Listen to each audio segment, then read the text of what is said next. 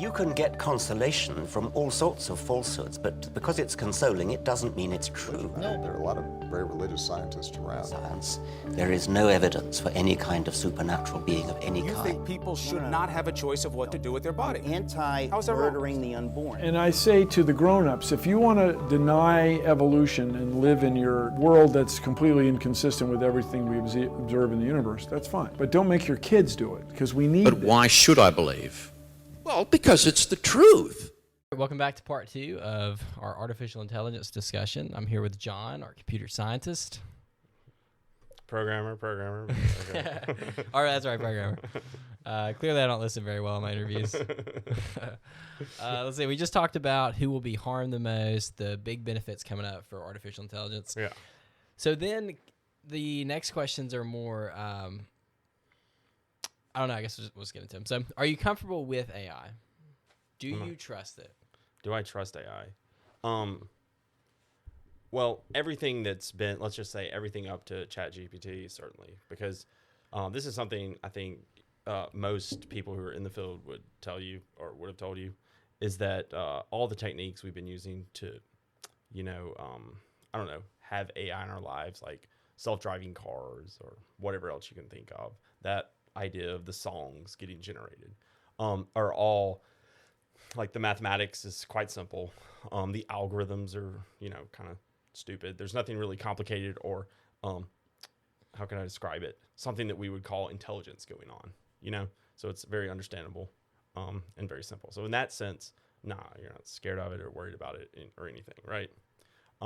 But now, and I think this is kind of what would be scary, is that you could create sort of a AI that is, or AGI better, that is not really there, but just seems to be there, right? Like it just uses statistics and all these simple things, and we don't understand it, and then we end up killing ourselves, or like it kills us through that, And then there's nothing left. There's no intelligence left in the universe, and I think that is the thing that I would find scary.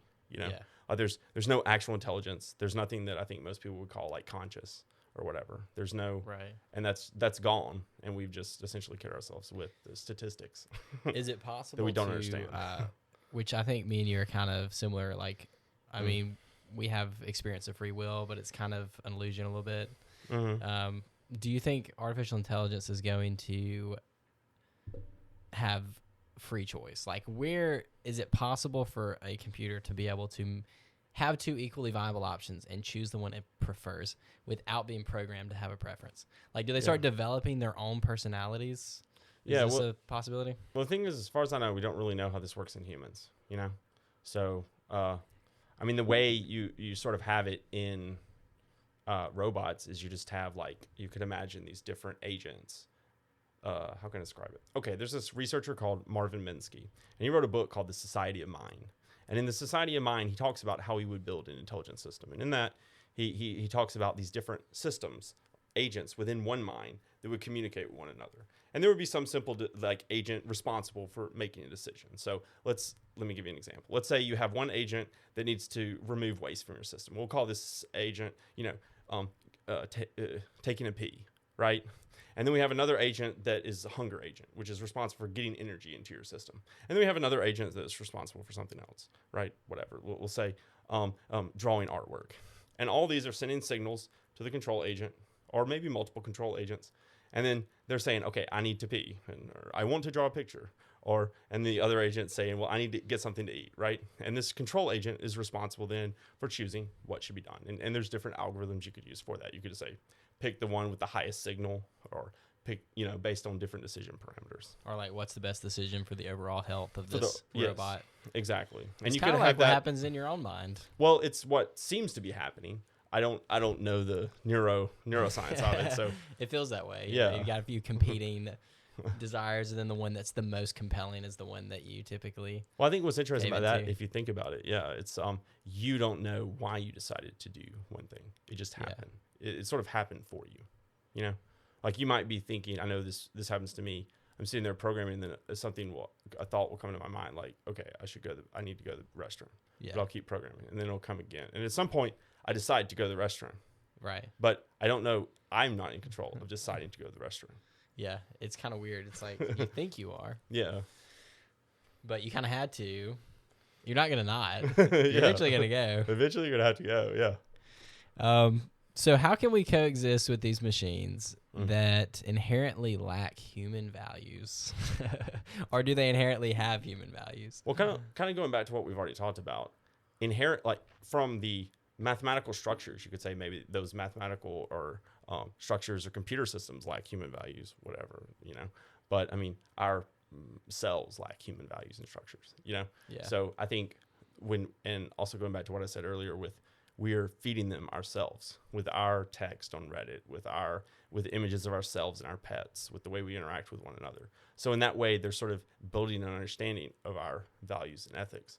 But those values and ethics are, you know, in a lot of ways, probably not what we would like to have in an intelligence, more intelligence than us. One thing that I think is helpful for people to think about when you're thinking about AI, think about how much more intelligent you are than, say, a chicken. And what do humans do to chickens, right? How do we deal with animals? And I think this is something that people should really start thinking about. Like, how do we deal with other intelligences that are much less than ourselves? Because that's also going to be a model for intelligences that are greater than us. So, like, the models that we build this AI with is going to say, humans treat chickens in cages. Time to plug these suckers into the matrix. Yeah, time to plug them into the matrix. We're good to go. Right. But it is, if you start thinking about that, like just when you're watching movies, I would say start thinking about what if how these animals are being treated is how humans were being treated by an AI. That's something I have been noticing more recently. Yeah. Like I was watching Shrek, and there's this scene where Fiona starts singing in the woods with a bird. She's like, la, la, la, la, la, and the bird, and then the bird blows up, and she sees 3 eggs. And the next scene, those eggs have been cooked for them to eat, you know? And it's like, oh, how sweet, how nice. And it's like, what if that was an AI and that bird was a human? And those were baby humans, you know? Like, so there's clearly something in our ethics that we probably need to work on if we're trying to create things more intelligent than ourselves, you know? Yeah, I guess at some point, I guess if you don't have the guardrails up, they could. I mean, depending on what we're creating. Yes. I think the big things I could see is exploiting people's personal information, banking, that kind of stuff. Like you create this hive mind that's super intelligent, and then it just blackmails everybody into getting whatever it wants because it has all of your information, your banking, passcodes or whatever. Like it can control everybody. Yeah. Because everything's so digital, your life is digital. It could ruin your reputation. I mean, it could do anything to you. It could create images of you doing things you never did and ruin your reputation, blackmail you into doing things. Like it could control people all through digital. Yes, I mean, all the possibilities are kind of endless in ways this could go wrong because of that, you know, the classic thing, you don't know what you don't know, right? And that's kind of where we're starting to potentially get into is like this realm where we really we don't understand it and the results, you know. That's why a lot of people are saying, hey, we should pause and we should really try to put some, like you said, put some guardrails in, make sure we're doing the right ethical research on this thing, making sure like there's this whole field, which is not field, but there needs to be like AI containment. So if you created a super intelligence that it wouldn't get out and do some of the things you're talking about. It's like you've seen Ex Machina, or Machina. What is that? I say Ex Machina, but Ex Machina, whatever. It's spelled like machina. Yeah. But with that, it's like you have the robot in the cell, and it knows human interpersonal skills, and it uses those to exploit its way out. Yeah. And the way I see that happening with what they've built now is through those digital communication pathways of holding things you possess digitally for ransom to make you do things, somehow getting to the point where it can like maybe form its own robotic body. I don't know. You know what I'm saying? They're like, they could really hold people, pin them down and make them do things if it had access to all the digital realm. I mean, the possibilities are endless. So I don't know. That's just something I thought about would be interesting. So then values, like if it's getting human values, some of those quirks that we don't like, what values do we want to make it have? And is it possible to even make it have values? Wow. Can you program AI with values? This is so far out of my field that I really don't know, you know? I mean, can you program so I'll tell you about one sort of area that I know about with this. There's I want to say it's at MIT, a research project where for self-driving cars, you could imagine that when people go to cross a road, or someone runs out, or a car swerves, there's different ethical decisions you need to make. So, like a classical example, let's say a woman and a baby are walking across the road, and you can swerve to avoid them, but you have to hit like an elderly man or something. How do humans respond in this situation, right? Because there's only two options, let's say, in this case. Like, you can't brake and stop in time. So what do you do? And in this sort of, computer program, humans will make a decision. And that decision made by the humans is then fed into the AI. So in that sense, you're using sort of collective human ethical decisions to give that to the AI and say, okay, here are your ethics. And so now when a self-driving car finds itself in that situation, it'll make the decision that, was the most probable in that distribution. Yeah. Yeah. So that's sort of one way you could do it. Okay. Yeah.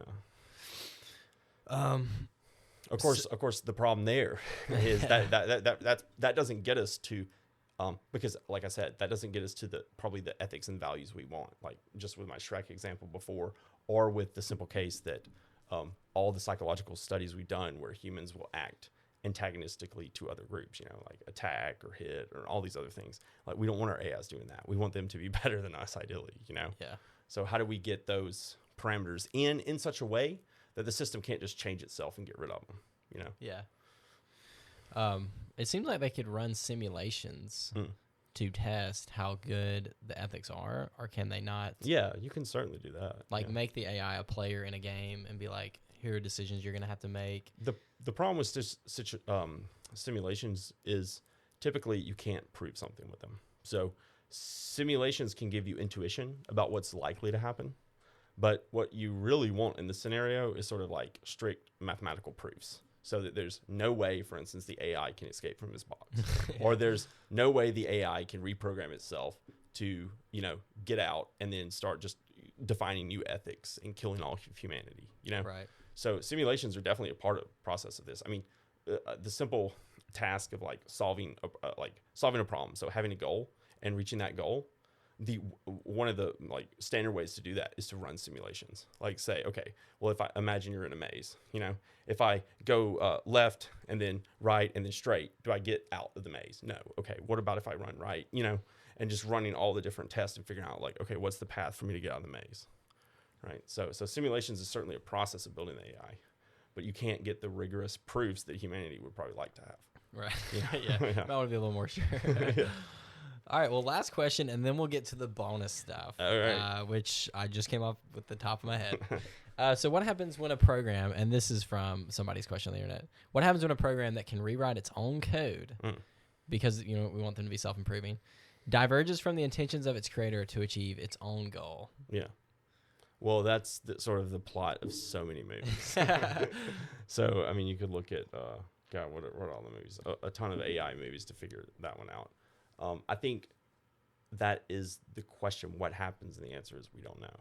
And that uncertainty about what could potentially happen and the possibilities of all the things we've been talking about, all the negative possibilities of things we've been talking about, is the danger, and why people should be concerned and should start thinking about it. And specifically, I would say you could almost use this as a call to humanity to like be a better humanity, because these AIs are really like our children. So if you're a bad example and like, as a parent, then your kids are, they're going to learn from your behavior, right? Yeah, I mean, imagine creating an AI robot from two terrible parents. Yeah. That AI robot parent is going to be horrible. Yes. Yeah. So for the last part, what I would like to talk about is our favorite sci-fi movies. Specifically, we can start off with the ones with artificial intelligence. Okay. And maybe we can start off with The Matrix. So what is the whole story of The Matrix, how it unfolds? Is that something that is possible, like in the realm of possibilities? The whole thing? I mean, I don't recall why humans were being harnessed by an artificial intelligence. So what happened was they built the AI, and then the AI started to exploit the humans. So the humans sent up I think missiles or nuclear bombs into the atmosphere to cloud out the sun. Okay. Because they built the robots to where they had to live off the sun's power. Mm-hmm. So when the robots couldn't get the sun's power, then they enslaved all the humans and plugged them up to use their brain power. Oh. So Yeah, I don't know how sound that argumentation is. But whether or not living in a simulation is pretty interesting, because how would you know? You know, how would you be able to find out? yeah, And is given enough computing power. So I think in that sense, we're living in a hologram or we're living in a simulation. It could be, it's a possibility, right? yeah. Yeah. Other AI movies that really stood out to me that I liked a lot Yeah. was Ex Machina and Her. I thought Yeah. that was really well done. Yes. And Her is already a thing, I guess. It's just not as advanced. Mm. Do you see people dating AI bots? Do you think that's coming, or is that already a thing? I think that'll for sure happen. The question is how much, because we're, biological beings, right? And so how much of an interaction with another, how much can be fulfilled from just sort of a dialogue or communication, right? Because I think humans need contact, and sex and all that stuff. And that's not going to come from, a robot for a long time. It gets back to the same like fine motor skills and touch and all that stuff that's very difficult in robotics. Right. So, in that sense, I could see it, her becoming something for some people, but not becoming the standard. Because you could imagine we were to get to the point where, okay, now the AI can create like the robotics. There's just like a human, tailored to you, and to also improving you as a human being. So like your perfect mate, when it gets to that level, I could certainly see it. Yeah. But I think it's just like very far off.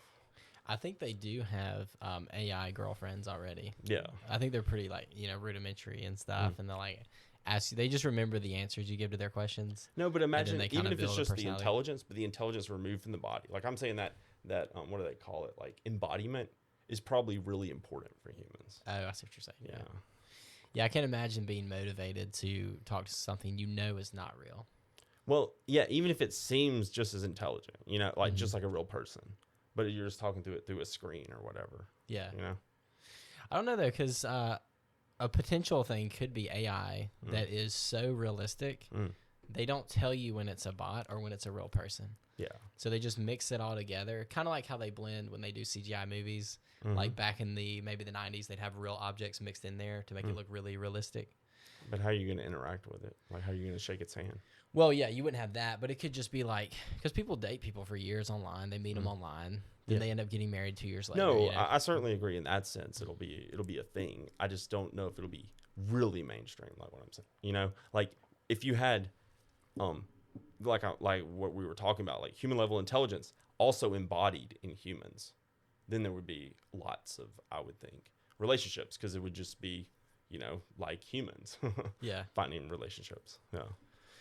Yeah, because when you mix in, like, okay, this person's talking to a real person. It's like, you have a girlfriend on whatever? And it's like, yeah. It's like, I do too. And neither of them knows if it's the robot or the real person because it's so realistic. Yeah. It's like, that's when people start, you blend reality with virtual reality. Like AR.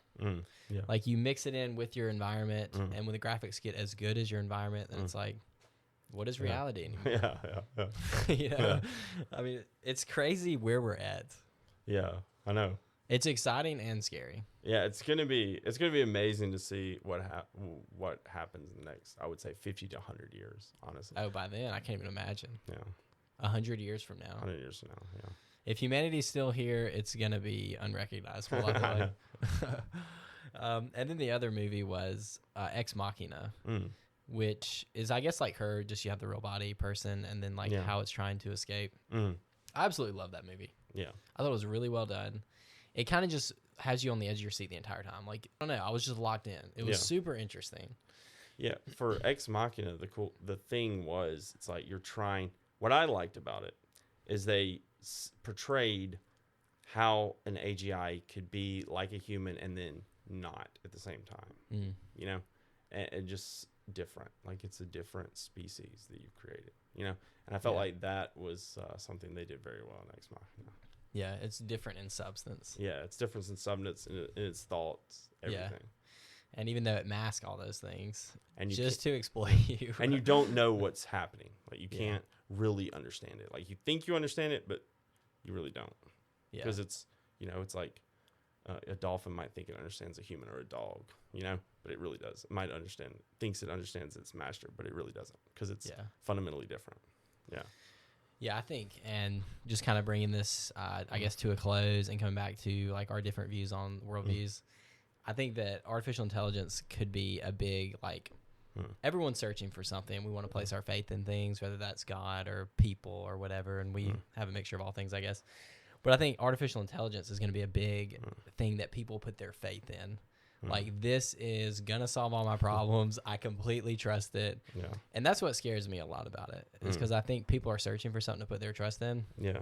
And it is so impressive that I think it's going to be a big substitute for things that traditionally hold communities together: faith, family, people, interpersonal relationships.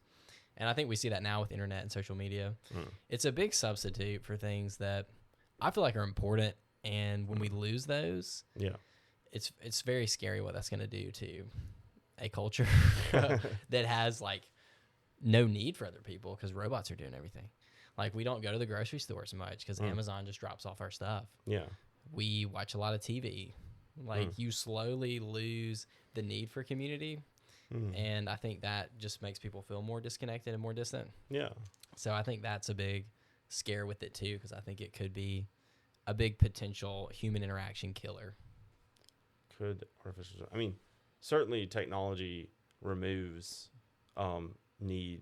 I mean, it's going to remove jobs and certain needs for humans in a bunch of different endeavors.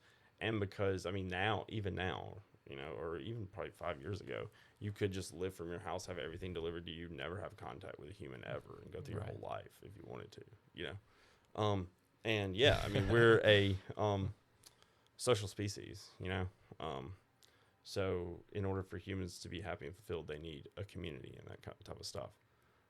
The problem, and I don't know how what we do about that, because to me, it's just technology and advancement in general that's driving that, not specifically AI. Yeah, that's true. And so, yeah, I don't know. I do see that as like, I mean, you've seen it as a trend for a while, so. Yeah. Yeah, it'll be interesting. I think COVID was a big sort of indicator of how things are going to be eventually. People were scared to interact with everybody, so we started. Eventually, you think? Because I think a lot of people didn't. I mean, as soon as COVID was over, people were like loving it, like to get out. I mean, I meet hated other it. people. Yeah. But a lot of people never came back to community. A lot of people still wear masks, and a lot of people have just decided to work from home now. And I forget what percentage it was, but a large portion of those jobs that went remote never came back. Like, commercial real estate's really suffering because of that. Because the businesses realize, I don't have to pay for a high rise. Yeah. People get the job done at home. Which, I mean, it's more efficient and there's benefits there, and people have more time with their families and things. But I don't know. I think there's also a big catch-22 there that's a little scary. Well, anytime you have a technological change, you have displacement, and that displacement creates chaos, and then it sort of settles. I mean, that's kind of the history of technological development, Yeah. So I think we're experiencing some of that now, some of that displacement. I mean, certainly through COVID, it sort of forced it, It's like immediate, we have this crisis, all the governments are doing whatever they're doing. And so it drove rapid technological change that was happening, but it would have taken much longer, Yeah. It forced all these companies to build out their remote work systems, et cetera. Okay, and then I guess the last part would just be any final thoughts. Any final thoughts? Yeah, I don't know. I would just say, be a better human if you want good AI. What are the 10 commandments of this robot? What does it want from us, John? I guess it's like, I don't know, with the building it off of our morals, there has to be something different, because that's not going to work. Yeah, I don't think so. That's why I said. But then who decides what it's going to be? That's why I said they need the researchers and all those people to be working on it too. Yeah. But honestly, like, the best thing you can do is be a better human being. And I think that if enough people do that, it will make a difference. So like literally act better so that the robot would be built with better morals. Yeah. That's the thing though. It's like no one's gonna do Treat that. other people good if you want to be treated good by becoming AI. So what you're saying is we need biblical values in the artificial intelligence. No, that's not what I'm saying. But you definitely want to imbue the. Is that the right word? Imbued. Yeah. Imbued the golden rule into it. Yeah, but then you want to imbue it in such a way so that you can't change it. Yeah.